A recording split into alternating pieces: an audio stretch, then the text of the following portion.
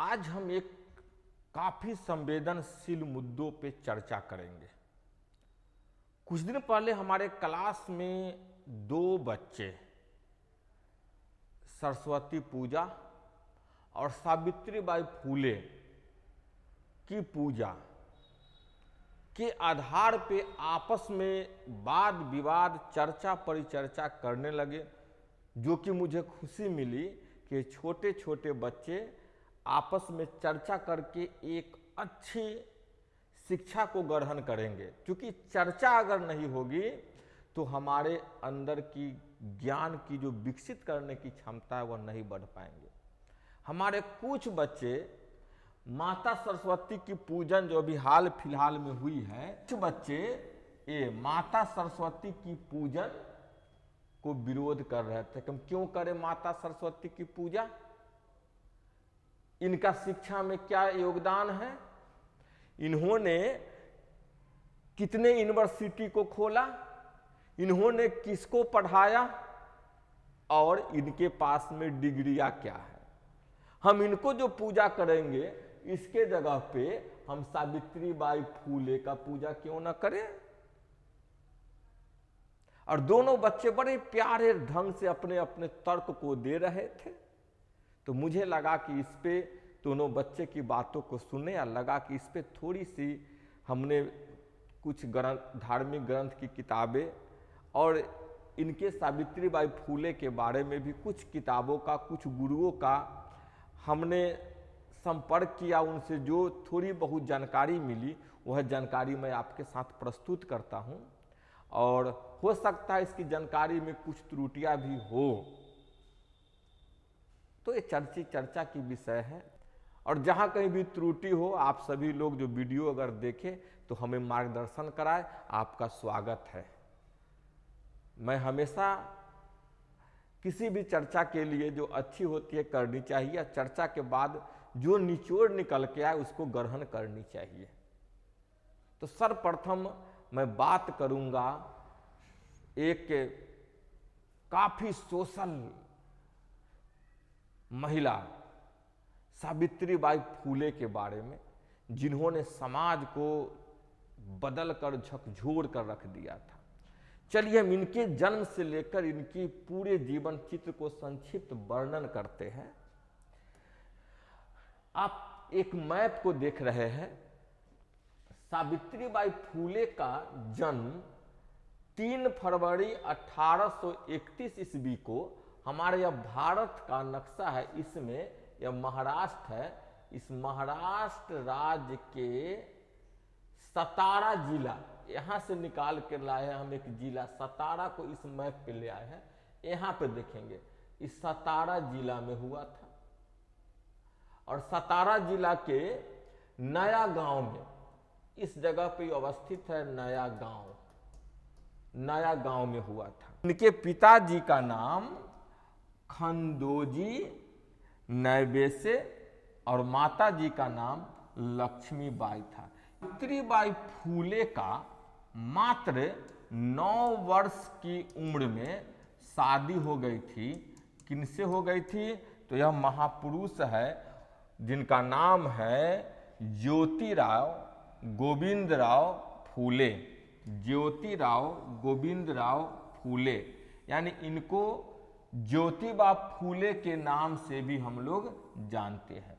मात्र 9 वर्ष की उम्र में इनकी शादी हो गई थी। किनकी? ये सावित्रीबाई फूले की शादी हो गई थी ज्योतिबा फूले से। उस समय ये सावित्रीबाई फूले जो है पढ़ी लिखी नहीं थी, पढ़ी लिखी नहीं थी, और ये भी मात्र 3री कक्षा तक पढ़े थे। कितने कक्षा तक? मात्र 3री कक्षा तक पढ़े हुए थे। और चूंकि दोनों का बचपन में ही विवाह हो गया था। अब यहां से इनका जीवन का एक कर्तव्यनिष्ठ दौड़ आरंभ होती है। इन दोनों का वह दौर था जहां महिलाओं, दलितों को शिक्षा ग्रहण करना पाप माना जाता था। उस दौर में सावित्रीबाई फूले ज्योतिबा फूले से पढ़े, और केवल खुद नहीं पढ़े बल्कि बहुत सारे महिलाओं, लड़कियों, दलितों को पढ़ाने का भी काम किया। वह जमाना जात पात और छुआछूत की चरम सीमा पर थी। आप देख रहे हैं, एक जो महिला है ये दूसरे कोई दलित महिला को पानी जब पिलाती है तो लोटा से उड़ेल कर पानी पिला रही है, और ये महिला भी चुल्लू से पानी को पी रही है। कितना छुआछूत था उस युग में। जब इतनी छुआछूत उस युग में थी तो दलित बालिकाओं के शिक्षा ग्रहण की बात करना ही बेकार थी। बस समझ लीजिए, कोई इस पे चर्चा करना ही नहीं चाहता था, उसको पाप समझता था। उस जमाने को बदलाव लाए थे ज्योतिबा फूले और सावित्रीबाई फूले, दोनों ने मिलकर एक स्कूल खोला। ये तस्वीर आप देख रहे हैं, ये पहली स्कूल खोले थे उसकी तस्वीर है। इन्होंने 1 जनवरी 1848 ईस्वी को पुणे के बुधवार पेठे के भीरेबाड़ा में 9 लड़कियों की मात्र 9 लड़कियों का पहला स्कूल खोला था। और देखते ही देखते 1 वर्ष में इन्होंने 5 और अलग अलग स्थानों पे स्कूल को खोल दिया। किसके लिए? दलित बालिकाओं के लिए। अब समझे, वह जमाना जहां महिलाओं, दलित लड़कियों का पढ़ना पाप समझा जाता था, इन्होंने पढ़ा। केवल पढ़ा ही नहीं बल्कि और लड़कियों को पढ़ाने के लिए स्कूल को खोला। बहुत बड़ी विरोध हुई इनके लिए। इनका विरोध देख सकते हैं कि जब यह निकलती थी पढ़ाने के लिए तो रास्ते में इनके विरोधी, जो उस समय के सभी जातियों में अपने आप को शिक्षित, सवर्ण या ऊंचे माने जाने वाले लोग थे, वह सब लोग विरोध करते थे, इसको रास्ते में रोकना चाहते थे कि कैसे जाए नहीं। इनके शरीर पर गंदगी, कीचड़, यहां तक कि मैला भी फेंक देते थे। फिर भी यह रुकी नहीं, झुकी नहीं, टिकी रही, अड़ी रही और चलते हुए अपने कर्म पथ पर जब यह स्कूल पहुंचती थी तो इनके थैले में एक और साड़ी हुआ करता था। वह अपने गंदगी भरी साड़ी को उतारकर दूसरे साड़ी को पहन लेती थी, फिर बालिकाओं को शिक्षा प्रदान करती थी। ऐसा वह दौर था और इनको कर्म पथ पर चलते रहने के लिए इस महिला से बड़ी हमको कोई प्रेरणा नहीं मिल सकती है कि अगर हम किसी भी कर्म पथ पर चले और अडिग रहे, विरोधी चाहे जितना भी रास्ता रोके, उस पे हम मंजिल को पाए, इनसे बड़ा हमारा प्रेरणा स्रोत कोई हो नहीं सकता है। सावित्रीबाई फूले से बड़ा कोई प्रेरणा स्रोत हो नहीं। अपने पथ पर चलते रहने की प्रेरणा स्रोत सावित्रीबाई फूले से बड़े कोई हो नहीं सकते हैं। रास्ते में लाख रुकावटें आई, लेकिन इन्होंने रुकी नहीं, झुकी नहीं, अपने पथ पे चलती रही और शिक्षा दान करती रही। उस जमाने में एक और कुरीतियां थी, जहां 12 से 13 वर्ष की छोटी उम्र की बालिकाओं की शादी, इस छोटी उम्र की बालिकाओं की शादी एक अधेड़ लोगों से कर दी जाती थी। यह बालिका बचपन में ही, अब कुछ दिन के बाद ये बुढ़वा क्या होगा, मर जाएगा। समझ रहे हैं? कुछ एक पैर कब्र में है, देख रहे हैं, दोनों पैर कब्र में है, हाथ ब्याह करने के लिए तड़फड़ाया है इसको। तो आगे क्या होगा? वो भी किससे? 12 से 13 साल की लड़की से शादी कर रहा है। ये तो 2-4-5 साल में मर जाएगा, 2-4 दिन में भी मर सकता है।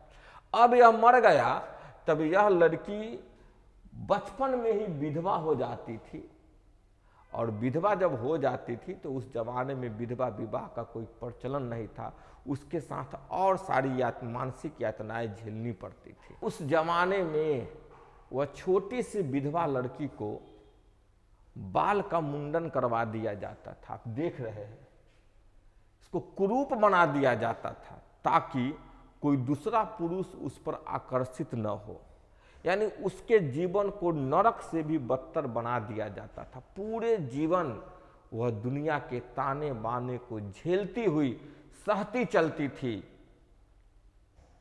और मुख से कुछ नहीं बोलती थी। आंसुओं की धार उनके चेहरे पे कभी सूखते नहीं थे। वह बेचारी अपने खुद के किस्मत पे रोती रहती थी जिसमें उसकी कोई गलती नहीं थी। यह एक समाज की बहुत बड़ी बुराई थी, कहिए तो बहुत बड़ा उस समय का पाप था जो समाज पाप करता था। तो उस समय पहली आवाज उठाने वाली कोई आयरन लेडी उत्पन्न हुई तो सावित्रीबाई फूले के रूप में उस देवी का उस दौर में आगमन हुआ था, जिन्होंने शिक्षा और विधवा विवाह जैसी प्रचलन को आरंभ किया था।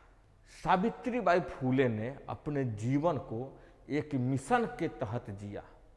उस मिशन का उद्देश्य था विधवा विवाह करवाना, छुआछूत मिटाना, महिलाओं को मुक्ति दिलवाना और दलित महिलाओं को शिक्षित बनाना। वे एक कवित्री भी थी। उन्हें मराठी के आदि कवि के रूप में जाना जाता है। सावित्रीबाई फूले और ज्योतिबा फूले ने 24 सितंबर 1873 को सत्यशोधक समाज की स्थापना की, जिसमें उन्होंने विधवा विवाह की परंपरा को शुरुआत की और पहला विधवा विवाह 25 दिसंबर 1873 को करवाया। बहुत सारे विरोध को झेलते हुए भी उन्होंने विधवा विवाह को आरंभ करवाया और सत्यशोधक समाज की स्थापना की, जिस समाज में कुछ अच्छे लोग भी जुड़ते चले गए और उसका मुख्य उद्देश्य था विधवा का विवाह करवाना, छुआछूत को मिटाना, महिलाओं को भिन्न भिन्न प्रकार की कुरीतियों से मुक्ति दिलाना और दलित बालिकाओं को शिक्षित बनाना। इस पे सत्यशोधक समाज काम करने लगा और अच्छे लोग इनसे जुड़ने भी लगे। 1897 का वह दौर जब पुणे में एक महामारी ने प्रवेश किया, जिस महामारी को हम प्लेग के नाम से जानते हैं। उस प्लेग में बहुत सारे निर्धन गरीब लोग ज्यादा संक्रमित हो रहे थे और यह आयरन लेडी, यह देवी उस दौर में अपने को पीछे कैसे रख पाती। इन्होंने दिन रात प्लेग से पीड़ित मरीजों को अपनी जान की परवाह किए बगैर सेवा कर। इसी में एक बच्चा जिसका नाम पांडुरंग गायकवाड़ था, वो भी प्लेग से संक्रमित था। उसकी सेवा करते हुए इनको भी प्लेग का संक्रमण हुआ और इसी संक्रमण ने इनको उस समय इस महादेवी को काल के गाल में लेकर और ईश्वर अपने चरणों में चले गए, यानी इनकी देहवासन हो गई, इनका देहांत हो गया। वह दिन था 10 मार्च 1897, जब यह महामहिला की इस पृथ्वी से इनके सदी का, इनके शरीर का विक्षोभ हुआ, समापन हुआ। लेकिन इनके उद्देश्य आज तक हम लोगों के जीवन में काफी कुछ करने को प्रेरणा देकर चली गई। हम सैल्यूट करते हैं इनको यहीं से। ये पूजनीय के योग है, इनकी पूजा की जा सकती है। हालांकि इन्होंने कहा था, इनके भीमराव अंबेडकर भी एक महामानव थे, उन्होंने भी कहा था कि मेरी पूजा करने की आवश्यकता नहीं, किताब को पढ़ो और शिक्षित बनो, यही हमारे जीवन का मुख्य उद्देश्य है। दोनों लोगों ने शिक्षा पे काम किया और शिक्षा पे ध्यान को आकर्षित किया। दबे कुचले वंचितों दलितों को शिक्षित बनाने का काम किया। ऐसे लोगों के पास जो शिक्षा नहीं जानते थे उनमें शिक्षा का प्रसार करने का काम किया। तो इनको पूजने से बेहतर है कि इनके कर्मों पे चला जाए और खुद को तो पहले हम शिक्षित बने, और हम अगर शिक्षित बन गए तो हमारे समाज में जो लोग भी शिक्षा को ग्रहण नहीं कर पाए हैं, नहीं कर पाते हैं किसी कारणवश, या वो गरीबी हो, अभी बहुत सारे गरीब बच्चे ऐसे हैं जिनको पढ़ने के लिए किताब नहीं है, कॉपी नहीं है, कलम नहीं है। अगर वाकई में हम पूजा करने के नाम पर हजारों खर्च कर सकते हैं तो मत कीजिए, वो कुछ पैसे ही उस गरीब बच्चों को किताब दे दीजिए, कॉपी दे दीजिए, कलम दे दीजिए, ताकि वो पढ़ सके। यही हमारी माता सावित्री बाई फूले की असली पूजा होगी। नहीं तो इनके फोटो के सामने बड़े बड़े बाजा बजाकर कीर्तन करने से, भजन करने से इनको खुशी नहीं मिलेगी। तो मैं आज फिर से कह रहा हूं कि इनके मानने वाले अनुयायी, आप अगर वाकई में इनको मानते हैं तो इन्होंने यह कभी नहीं कहा था कि मेरी पूजा करो। इनका कहना था कि जो बच्चे निर्धन हैं इनके जीवन से प्रेरणा लीजिए, उनको शिक्षा में सहयोग कीजिए जहां तक हो सके। आइए अब विवाद की चर्चा की दूसरी माता सरस्वती के बारे में भी जाने। हम बात करेंगे माता सरस्वती की इस पृथ्वी लोक पर आगमन से लेकर आज के दिन तक पूजन के बारे में। बसंत पंचमी को श्री पंचमी भी कहा जाता है। यह हिंदू का एक त्योहार है और इस दिन विद्या की देवी सरस्वती की पूजा की जाती है, क्योंकि इसी दिन इस पृथ्वी पर इनका आगमन हुआ था। भिन्न भिन्न धार्मिक ग्रंथों में, शास्त्रों में इनके बारे में भिन्न भिन्न प्रकार की अलग अलग ढंग से चित्रण किया गया है। उनमें से हमें जो निचोड़ प्राप्त हुई है उसको मैं आपके समक्ष रखता हूं। अगर कहीं त्रुटि रह जाए तो माफ करेंगे। चर्चा परिचर्चा की विषय है। चूंकि मैं कह रहा हूं कि इसको हमने अपने गुरुओं से, भिन्न भिन्न पुस्तकों के स्रोत से कुछ अंश को निकालकर मैं वीडियो बना रहा हूं, और कहीं कुछ कमी रह भी जाती है तो चर्चा करके आप भी हमको सीधे चर्चा कर सकते हैं, ताकि हम भी इसमें कुछ जोड़ सके और सुधार सके। आप सभी लोगों का जो भी सलाह है वह हमारे सर आंखों पे रहेंगे। उपनिषद के कथा के अनुसार प्रारंभिक काल में भगवान शिव की आज्ञा से ब्रह्मा जी ने पृथ्वी के समस्त जीवों की रचना की, जिसमें से एक जीव, एक योनि, वह मानव योनि भी है। देख रहे हैं, फिर से कथा को समझेंगे। उपनिषद कथा के अनुसार है, भगवान शिव के आज्ञा से ब्रह्मा जी ने पृथ्वी पर जीवों की रचना की।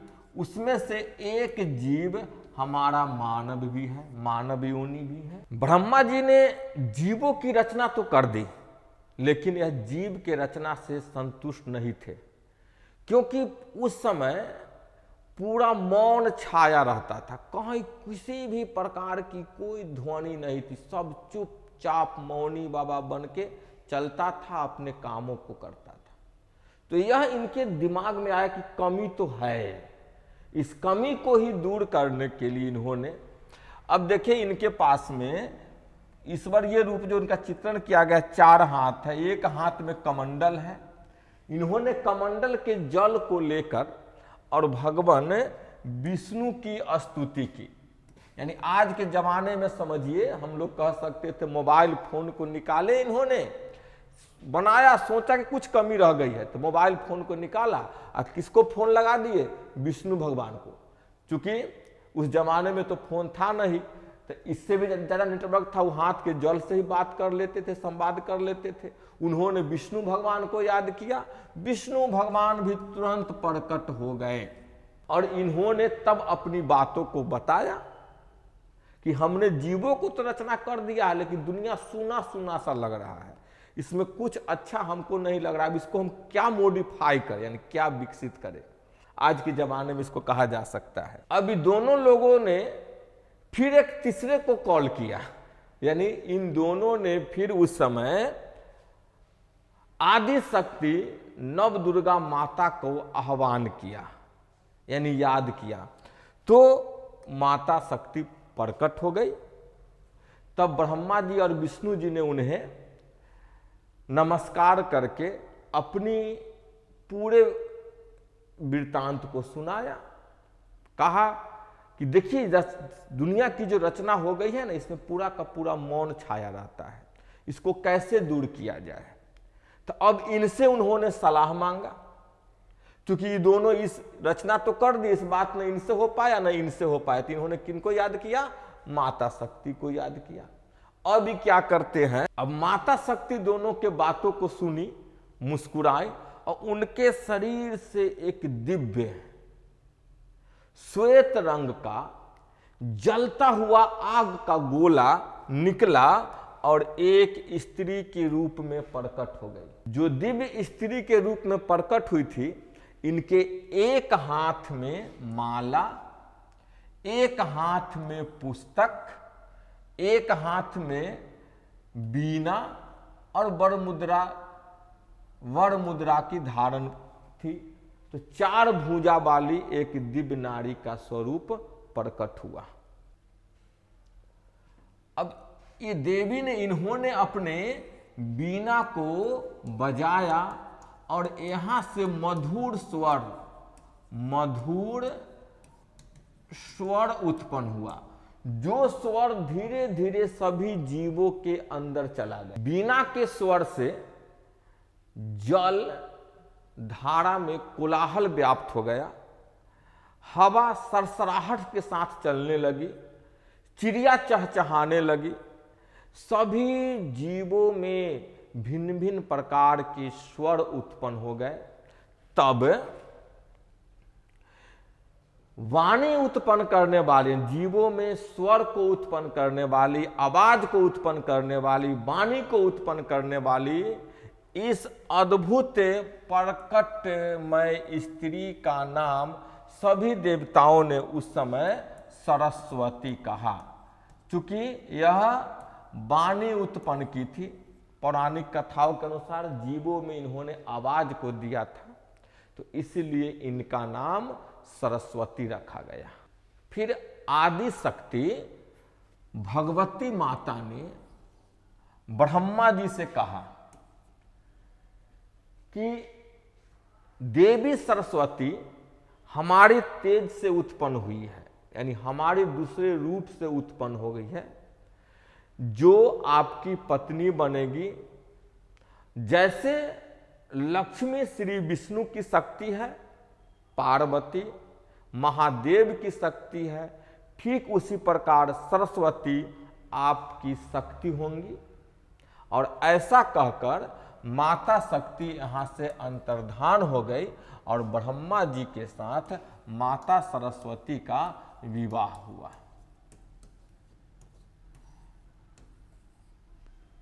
इसको लेकर समाज में भिन्न भिन्न प्रकार के लोगों के द्वारा भ्रांतियां फैलाई जा रही है कि ब्रह्मा जी अपने कमंडल के जल से सरस्वती को उत्पन्न किए और सरस्वती से ही विवाह किए,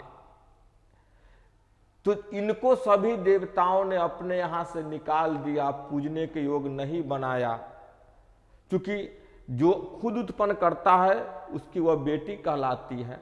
और बेटी से विवाह किया था ब्रह्मा जी ने, जो समाज में हो सकता है कुछ अज्ञानी लोगों के द्वारा यह मनगढ़ंत कहानी को फैलाया गया है। वे अज्ञानी लोग जिनको जैसी सोच होती है वो वैसे ही वाणी को प्रकट करते हैं, दुनिया को उसी नजर से देखते हैं। इस प्रकार माता सरस्वती का बसंत पंचमी या श्री पंचमी के दिन आगमन हुआ। जिस दिन इन्होंने धरती पे आगमन किया वह बसंत ऋतु का शुक्ल पक्ष का पंचमी दिन था। उसी दिन से सर्वदा इनके उत्पत्ति होने के दिन पर बसंत पंचमी का त्यौहार हर्षोल्लास से मनाया जाता है और इसी दिन कोई इनके जन्म दिवस के रूप में कहिए, आज की भाषा में बर्थडे के रूप में कहिए, हर वर्ष हम इनकी पूजा अर्चना करते हैं। इन्हें बागेश्वरी, भगवती, शारदा, बीनावादिनी, बागदेवी इस प्रकार के अनेक नामों से जानते थे। चूंकि यह संगीत को उत्पन्न करने वाली संगीत की देवी भी है और बसंत पंचमी के दिन इनके उत्पन्न होने के रूप में, उत्सव के रूप में बसंत पंचमी को मनाते हैं। फिर यही कहूँगा कि इन्होंने जीवों में स्वर दी, तो स्वर हमको अच्छी बातों को बोलने के लिए दिया और इन्होंने कभी नहीं कहा था, कोई भी महापुरुष नहीं कहते हैं कि हमारी मूर्ति को बनाकर महंगे महंगे कपड़े से, महंगे महंगे आभूषणों से सजाकर और महंगी महंगी खर्चा कीजिए। इन्होंने उस युग में इनके जीवन से प्रेरणा लेने, उस युग में जब जीवों में वाणी नहीं थी, इन्होंने वाणी का संचार किया।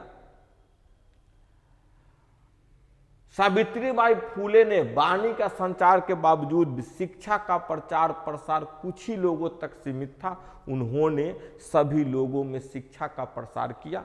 तो मैं तो इनकी दूसरे रूप के रूप में सावित्रीबाई फूले को भी देखूंगा। पूजा दोनों को करने की आवश्यकता नहीं है, मेरे ख्याल में, मेरा निजी विचार है। इनके बताए गए मार्गों पे चलने की आवश्यकता है। दोनों का एक ही उद्देश्य था, आप एक अच्छी शिक्षा ग्रहण करके एक अच्छे मानव बने, एक अच्छे समाज को बनाए।